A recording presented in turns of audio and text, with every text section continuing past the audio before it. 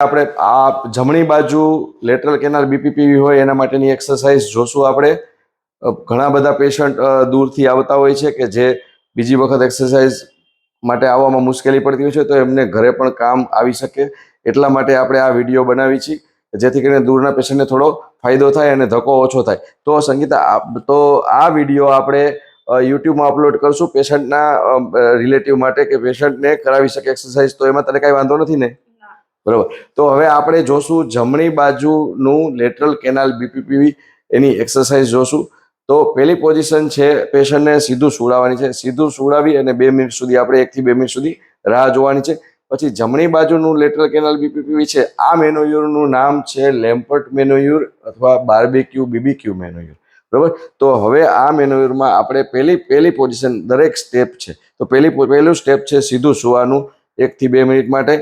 પછી બીજું સ્ટેપ આવશે, જમણી બાજુ પેશન્ટનું 90 ડિગ્રી 90 ડિગ્રી માથું ફેરવવાનું છે અને પેશન્ટનું માથું થોડું ઝડપથી ફેરવવાનું છે, યાદ રાખો. તો આ 90 ડિગ્રી માથું ફેરવ્યું આપણે. 90 ડિગ્રી માથું ફેરવ્યું પછી આપણે 2 મિનિટ સુધી રાહ જોવાની છે અને પેશન્ટને સમજાવવાનું છે કે કસરત કરાવશું ત્યારે થોડા ચક્કર આવશે તો કાંઈ ચિંતા કરવાની જરૂર નથી.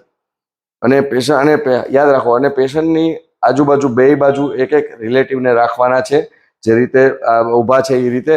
તો જેથી કરીને ચક્કર પેશન્ટને આવે તો રિલેટિવ પેશન્ટનો હાથ પકડી અને પેશન્ટને સપોર્ટ આવે, જેથી પેશન્ટને માનસિક રીતે સારું લાગે કે ભાઈ મને પકડ્યા છે, હું પડીશ નહીં એમ. અને આપણે પણ હાથ, જે એક્સરસાઇઝ કરાવે છે એમને પણ હાથ, પેશન્ટના બંને હાથ એક નીચે એક ઉપર રાખવાનો છે, જેથી કરીને એક્સરસાઇઝ કરાવવા ટાઈમે જો પેશન્ટને ચક્કર આવે તો પેશન્ટ માથું હલાવે નહીં. જો પેશન્ટનું માથું હલી જાય તો આપણી એક્સરસાઇઝ ફેલ જાય. એટલે આપણે પણ હાથ આ રીતે રાખવાના છે. અને દરેક વખતે જ્યારે પોઝિશન બદલાવો ત્યારે પહેલા પેશન્ટને ઇન્ફોર્મ કરવાનું છે, પેશન્ટને સમજાવવાનું છે કે હવે હું આ પોઝિશન કરીશ, માથું તમારું ફેરવીશ, જેથી કરીને પેશન્ટને ડર ના લાગે, પેશન્ટ ગભરાઈ ના જાય.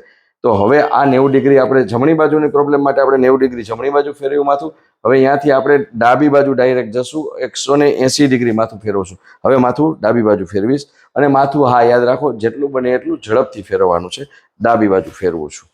ઓકે, ડાબી બાજુ માથું ફેરવ્યું. હવે આ પોઝિશન આપણે પાછી 2 મિનિટ રાખવાની છે. 2 મિનિટ પૂરી થાય પછી પાછું માથું જમીન બાજુ, એટલે કે ઉલટું થાય એ રીતે કરવાનું છે. આ રીતે કરવાનું છે બસ. અને પછી વળી પાછું ઉલટું માથું કર્યા પછી ઉલટું જમીન બાજુ માથું, એ પ્રમાણે વળી 2 મિનિટ રાખવાનું છે. 2 મિનિટ પૂરી થાય પછી પાછું માથું 90 ડિગ્રી ફેરવવાનું છે અને નીચે હાથ રાખવાનો છે, જેથી કરીને, અને ઉપર એક હાથ, જેથી કરીને પેશન્ટ હલે નહીં અને એક્ઝેક્ટ 90 ડિગ્રીએ માથું રહે. આ પોઝિશન પણ 2 મિનિટ રાખવાની, દરેક પોઝિશન 2 મિનિટ રાખવાની છે. અને આમ નિસ્ટેગ્મસ જોવાના હોય કે ભાઈ નિસ્ટેગ્મસ પૂરા થાય પછી પોઝિશન બદલાવાની હોય, પણ પેશન્ટ ઘરે મિનિમમ 2 મિનિટ રાખે એ સારું છે.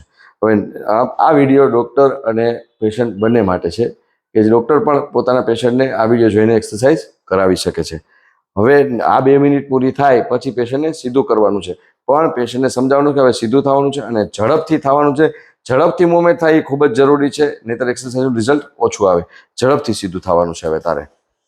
બહુ સરસ, બહુ સરસ, બહુ સરસ. બસ આ રીતે ઝડપથી સીધું થયું એટલે આ રોલ આખો ફરી ગયો આમથી આમ. હવે આ પોઝિશનમાં પણ 2 મિનિટ રાખવાનું છે. 2 મિનિટ પૂરી થાય પછી પેશન્ટને આપણે ઊભા કરવાના છે. ઊભા થઈ જાઓ, ઊભા હળવેકથી કરવાના. અને ઊભા થઈ ગયા પછી બાજુમાં બે બાજુ રિલેટિવને ઊભું રહેવાનું છે અને હાથ પકડીને ઊભું રહેવાનું છે, કેમ કે જ્યારે ઊભા કરી ત્યારે ઘણી વખત ચક્કર આવે. તો જ્યારે ચક્કર જતા રહીએ અથવા તો ચક્કર ના આવતા હોય તો પણ પેશન્ટને 2 મિનિટ આ જ પોઝિશનમાં રાખી અને પછી નીચે ઉતારવાના છે. અને આ એક્સરસાઇઝ કર્યા પછી અડધી કલાક સુધી સીધું માથું રાખીને બેસી રહીએ તો વધારે સારું. આ એક્સરસાઇઝ હતી જમણી બાજુ લેટરલ કેનાલ બીપીપીવી માટે. આભાર.